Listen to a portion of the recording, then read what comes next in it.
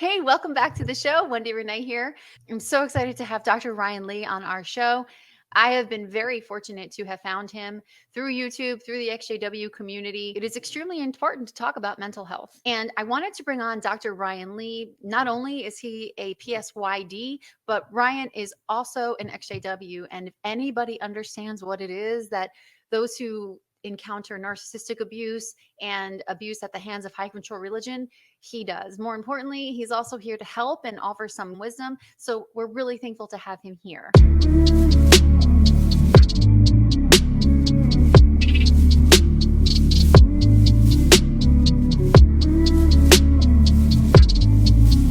Before we get into it, thank you so much for subscribing. We just hit 1,000 subscribers. How cool is that? Please don't forget to hit that subscribe button and also hit that little bell at the top because that lets you know whenever I post something, you'll be the first to know.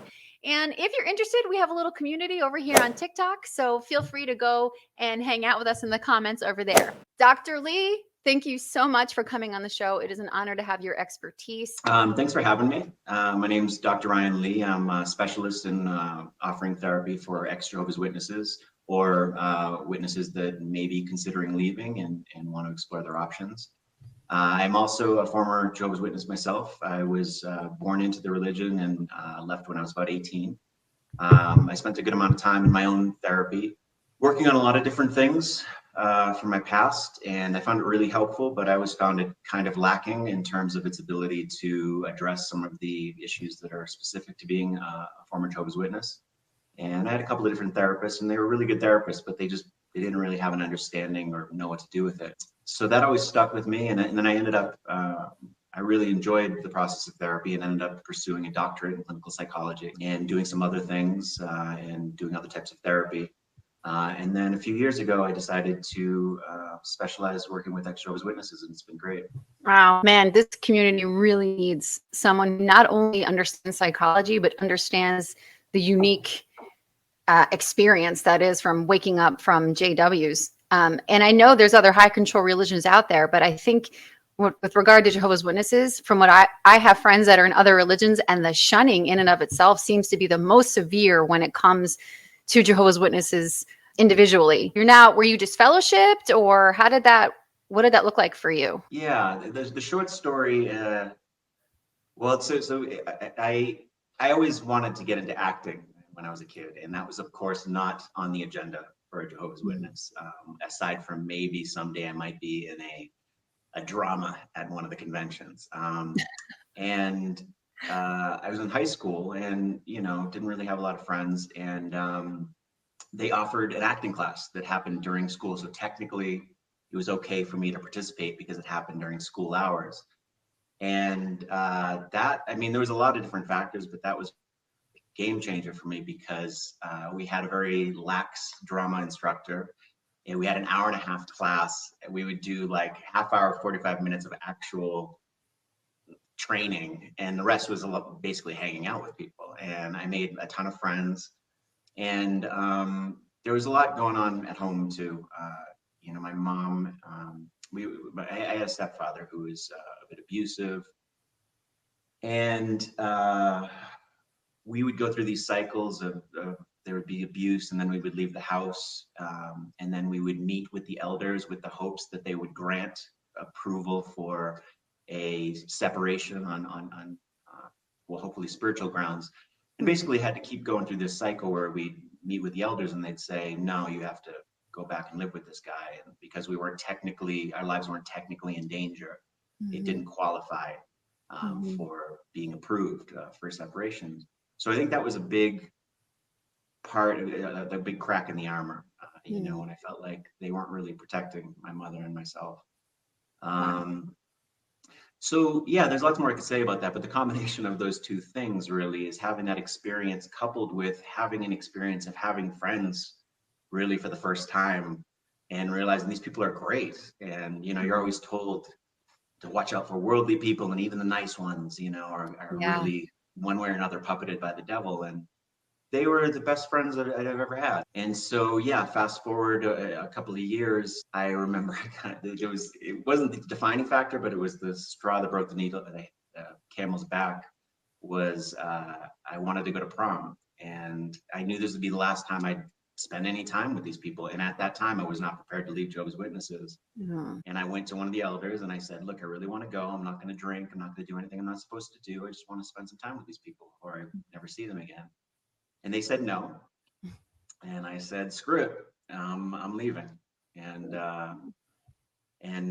you know, it really, things moved pretty fast from that point. And luckily, my mother, basically me and my mom by that time, and you know, I had told her that I laid it on lightly at first, and I said, I just need to take a break. I need to figure out what I want. You know, I was born into this religion. I really need to choose for myself. I knew I was leaving, but I kind of broke it to her softly.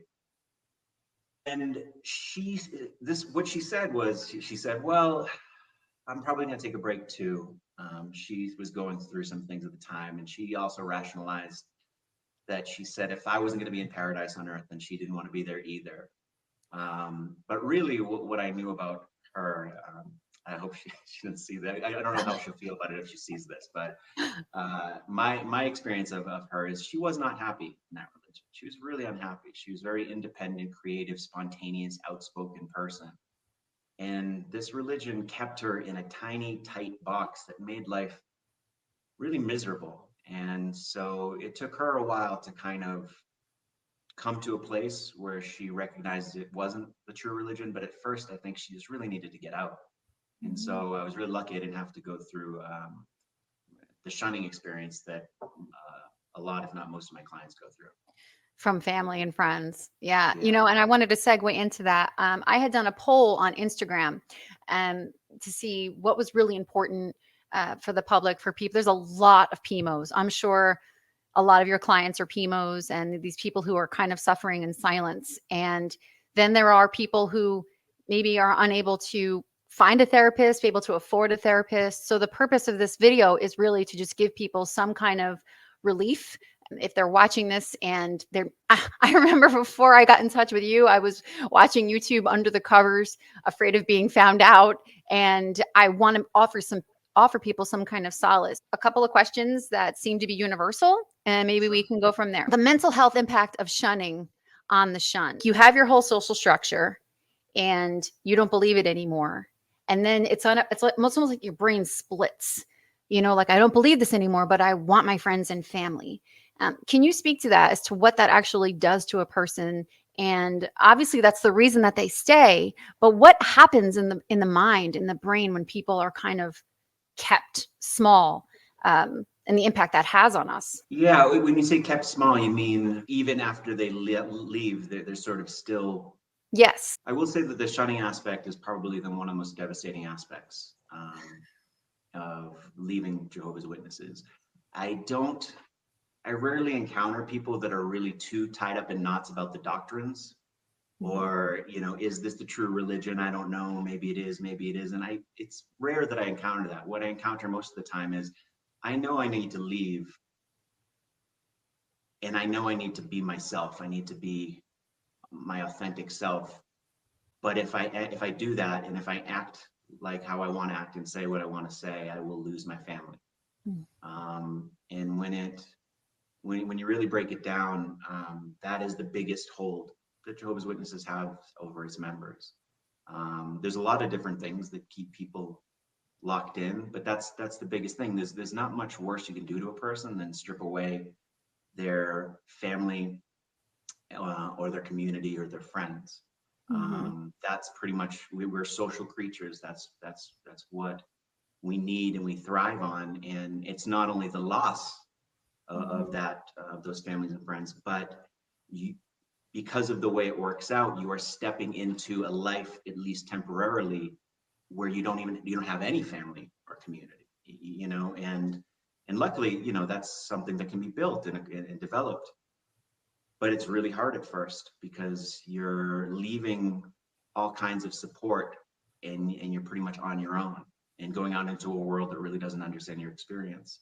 I remember in one of our conversations, you mentioned how they teach you to be fearful of the very world that they throw you out into. And now you know very little about how to navigate without your friends and family see or right. That's how they keep you. They want to keep you afraid to move forward with your life.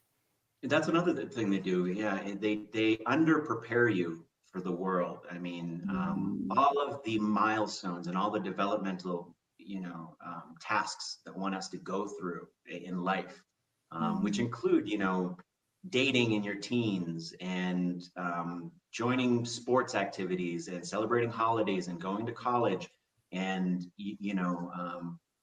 they under prepare you so that you when you leave, you're sort of, you have to start from the ground up, and a lot of people feel like they're having to catch up to where everyone else is in the world. And one of the terrible things about the way they frame things is they tell people over and over again when you're a witness that if you leave, you are going to be a mess. Mm-hmm. You're going to become a drug addict. You're going to Mm-hmm. be miserable. You're going to be depressed. You will find no joy in the world. And the thing is, for a lot of people, that is true to an extent, but not for the reasons why they frame it. They frame it because the world is essentially a terrible place, a Mm-hmm. horrible place where no joy can be found. But that's not the reason why people have a hard time. They have a hard time because they lose their family, they lose their community, and because they have to figure everything out, and it's really overwhelming. And there's a huge grieving process to go through. And so a lot of people, they'll leave and they'll have that experience, and it's a little too much for them, and they'll end up returning despite internally knowing that it's not the right decision, but feeling like they just can't cut it in the outside world. I'm glad you brought up the grieving process because you're grieving the loss of people who are alive, and you're grieving the loss of a life that you thought you had or opportunities that you missed. There's just so much grief going on there. And when someone is waking up and all of this kind of hits them, one of the votes was top 3 to 5 tips for first deconstructing and unraveling this emotionally when you know what you're losing and how to reframe that. Any advice on that? So I have a lot of tips and advice depending, and it gets depending on the scenario. Everyone kind of has different circumstances about where they're at. But I'll start by saying, when it comes to the shunning part, there's lots of strategies which I'll touch on for how to deal with developing a social life, how to deal with anxiety, how to deal with existential anxiety, finding purpose, figuring out who you are, establishing what your values are. These are all things that are not easy, but there's lots of ideas and strategies for how to move through these. Mm-hmm. When it comes to, if we're still talking about loss of family and Mm-hmm. shunning, that does fall firmly in the process of grieving. What that means is, when somebody decides based on their religion to shut you out no matter what, and the only way that they will let you back in their life is if you pretend to play along with believing, there's no negotiating with that. And people say a lot of times, and I think they're right, say it's worse than death, Mm-hmm. because death, at least if somebody dies, it's not personal. That's something that just happens, and it's sad, but it's not. They didn't die to spite us, Mm-hmm. But with when somebody chooses in this life while still living to essentially treat you as if you were dead, that hurts so deep. And there's no tips and tricks for that, other than what I can say is to treat it like grieving. In other words, just like when somebody dies, there's nothing I can tell you that's going to make you not miss them or feel less sad. And what you really need to do is to be sad. You need to create space to grieve that and allow yourself to feel sad, because it is sad. You need to cry. You need to go see therapy. You need to spend time with friends. You need to talk about it over and over and over again, which is part of processing trauma. And that's what it is. There's no shortcuts. There's no tricks. And provided you can do that, then it will pass, or at least the intensity will pass. There will never be a time in your life you read about the fact that you can't talk to your mother and father and it won't be sad. It will always be sad. But you can work through those feelings and get to a point where it's not dominating your mindset or getting in your way, that you can live a healthy, happy life and feel content and satisfied. And also, yes, occasionally you'll think of that and occasionally you'll feel sad about it. Does that answer your question? It does. It does. I could just sit here, and I'm sure the audience would agree. I could just sit here and listen to you talk on this all the time. And one of the things I do wanted to ask you is, and I'm really thankful for this, when I first met you, you opened up my eyes to the word narcissism. And right now in social media, narcissism is kind of a buzzword. And I wanted to bring this up because it seems that narcissists are drawn to high control religion. They're able to hide. There's a lot of narcissistic parents. And I'm seeing in a lot of my comments, a lot of people are talking about narcissism. So I would love for you to speak about narcissism, what it actually is, and how you know that you are possibly a victim of narcissistic abuse within that religion or otherwise. Yeah, so there's a lot to say about this, and you'll have to jump in and cut me off if it's too long. Well, yeah, because Um, I am the adult daughter of a narcissistic parent in addition to the religion. So yeah. Hmm. Yeah, well, so you started talking about how the similarities of experience for people, and this is one of those things. I was aware of narcissism and studied it in school, and we also in my own family have threads of narcissism. Hmm. And you're right, it is thrown around a lot. So I want to say a couple of things, and maybe just sort of touch on, for people who don't know, a general idea of what we're talking about when we're referring to this. But first, I'll say, yeah, one of the things I've noticed, I've worked with general populations, all types of populations in therapy, and it is astounding that I would say conservatively about 70%, if not more, of the people I work with have narcissistic parents. And I don't want to single out mothers, but I will say that there's something, more often than not, there's something going on with mom. Mhm. And a lot of people, when they think about narcissism, if they don't know much about it, they kind of know the colloquial idea of somebody who's just so into themselves and thinks super highly of themselves. And in Mhm. reality, it doesn't really play out that way. A better way to think about it would be um, someone who makes everything about them in one way or another. So sometimes it can play out, meaning it makes it about them by look how great I am, see how all my accomplishments, shower me with praise. But I would say more often how I see it in Jehovah's Witnesses is there's a lot of make it about me, meaning poor me. I've become a victim. My problems are your problems. If you come to me with any needs or desires, I somehow make it about me. If you come to me with a criticism, I can't take it. I need to invalidate you. And I need to tell you why you're being silly, why you're being oversensitive. And then usually I can go on, but when these things escalate, it becomes, how dare you talk to me that way? But it's always anything to deflect anything coming at them. And again, it's hard to talk about it in a short space because there's so much Sure. to it.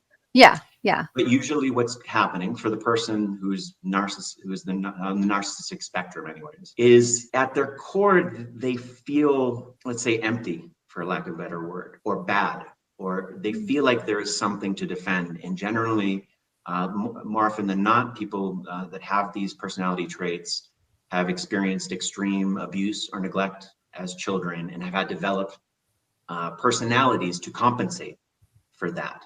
And these personalities are very sensitive, and they are not able to take in criticism or consider they may be wrong, because it threatens their fundamental core.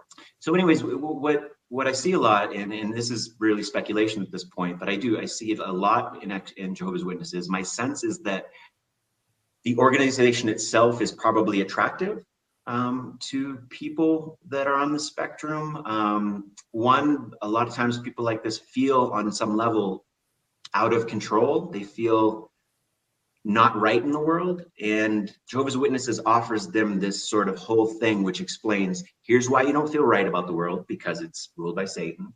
Here are all the things you need to do. Everything falls into a right or wrong category, and then it's just all about obedience. And then there's also the aspect of specialness, which is something that tends to go with narcissism, is this desire to feel special, chosen. And Jehovah's Witnesses have that in spades, this idea that you have this specialized knowledge that no one else has. You are God's chosen people. And as I'm talking about these, again, I think I'm really more speculating. I at some point I'd like to maybe write a book. There's something there, but this is more at this point anecdotal and based on my experiences and observations. But what ends up happening, just to add one more piece, for the children of these parents, who pretty much that's who I work with. Generally, people on the narcissistic spectrum, I don't see them so much because they're not the type to be self-reflective. There's this people I see all the time, maybe have parents like this. They're always worried, am I going to be narcissistic? Am I narcissistic? And the truth is, we all have some narcissistic tendencies. We all have ways of defending our place in life and that kind of thing. But if you're asking, am I a narcissist? Chances are you are not a narcissist, because that's just not usually how it works. One more thought, just for people listening who maybe identify with this. What I do see more often is having a parent like this tends to amplify a lot of the qualities that are embedded in Jehovah's Witnesses, which is, I see an excess in always putting other people first, at the expense of themselves. This constant perseveration on saying the right thing and being so fearful of just having an opinion that may upset somebody else. They sort of end up walking on eggshells with everybody in their life because they had a primary relationship where they had to do that in order to be safe. And they become pleasers to the nth degree, again, to the detriment of themselves. And again, I could go on about that, but if any of that resonates with somebody listening, it's something worth looking into. One of the things that really helped was once I started learning about narcissism, and again, there's so much noise out there, but once I started learning about the gist from reputable sources, I then started looking at the organization. I personified it. I then started looking at the organization as a narcissistic, abusive person. And when you think of being in a narcissistic relationship, whether it's a parent or romantic or whatever, and then you look at your relationship with the organization, it's oddly aligned, how they're very similar in you start to lose your self-worth and you feel you have to stay because you're being controlled. Because narcissistic relationships, narcissists, correct me if I'm wrong, it's all about motive. It's to control and to have power. They really love power. And I say that may be oversimplifying and generalizing. But when I stepped out and looked at the organization objectively rather than my life, that's where things started to change for me. Is I started to just get to the facts of what is actually going on. What kind of behaviors can we get to the bottom of within this organization? Yeah, no, absolutely. No, and I think that's a really astute observation that it mirrors the narcissistic tendencies. I'd be curious, I have a couple of thoughts, but I'm curious to hear any specific examples of how you see the parallels there. But like one is, one being everybody around me needs to agree with me 100% or I crumble. I need everyone around to be exactly on the same page. And if not, there's a big problem there. Or there's a lot of gaslighting, I was just thinking that if you have any doubts, that's your problem. Exactly. You have lack of faith. You need to fix that. And a lot of projection. Sure, there's something wrong with the organization and we are harboring predators, but that's not the problem. The problem is your viewpoint of the fact that we are harboring predators. And so they tend to make you feel like you're crazy. Like, like they're the ones that are loosening the light bulbs while you're trying to turn on the switches, for sure. One of the questions that I think is really important, I see this happening often, is she said, how do you move on with your life and not feel guilty about things that aren't wrong? So I think what she's trying to say is you're told things are wrong and you want to explore, but there's still this sense of guilt. Well, we know the guilt and shame cycle, so maybe we're touching on that as well. So I'm guessing what she's saying, and I hear this a lot, is I know this is right. I know this is okay and permissible, but I'm so ingrained in me that this is wrong, that I can't allow myself to enjoy this thing. And I guess I could say a couple of things. One, maybe it's obvious, but it really is, particularly when you're leaving, it's really good to do as much work as you can to, what's the word? Disprove or, how do I want to say this? Some people leave the religion for circumstantial reasons. And they don't ever really address the question of, is this the right religion or is this the wrong religion? They kind of just avoid answering it because it feels difficult, and they just know they need to get out, and that's fine. Of course, get out, do what you need to do.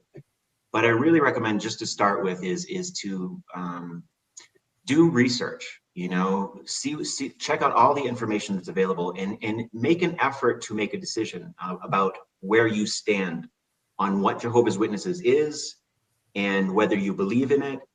And, it's important for me to say it's not my place to push my perspective on people.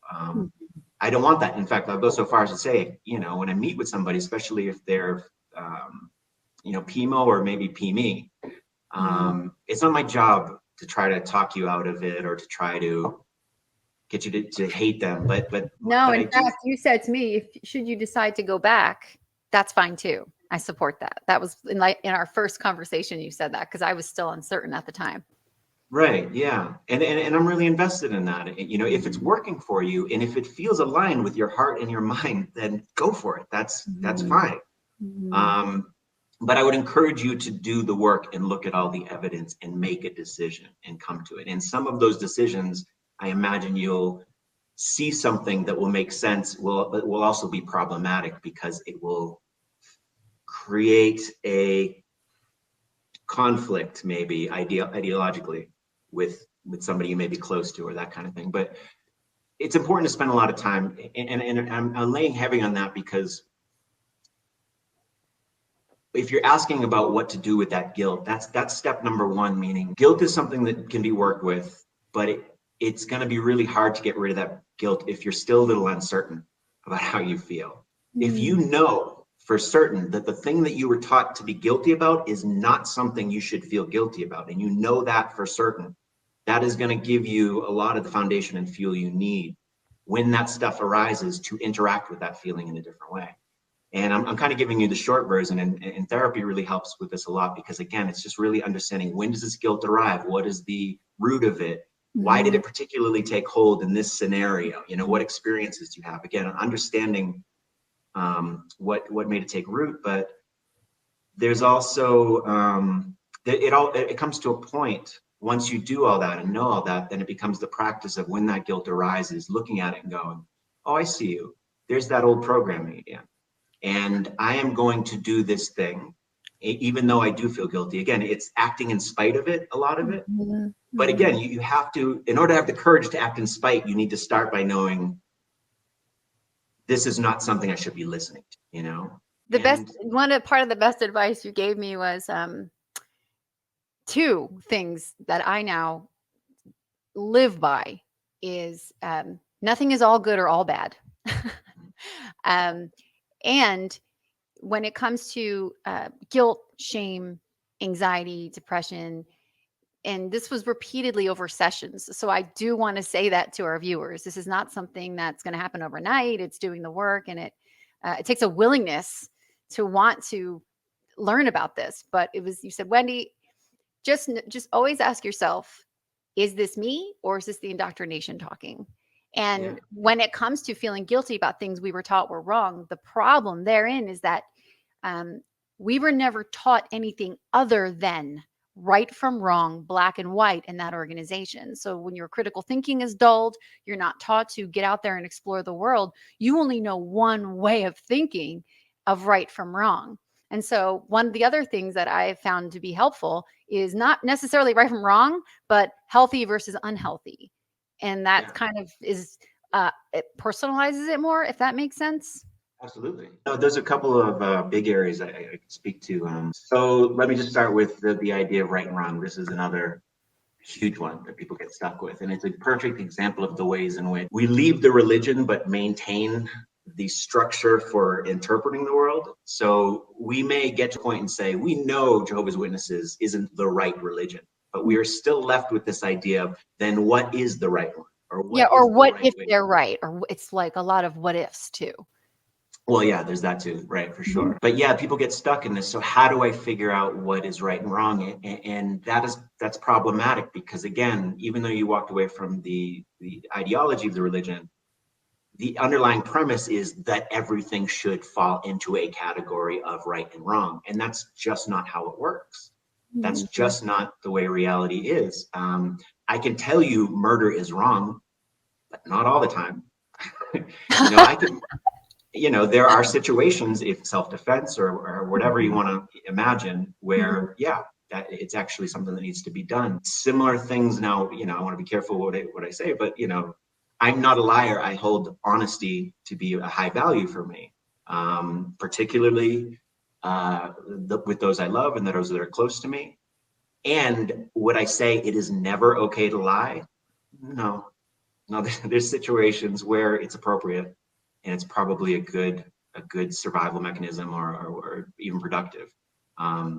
Anyways, I don't want to get too lost in the weeds there, but yeah, it's really understanding that there is no absolute right or wrong. There's only what feels right or wrong to you.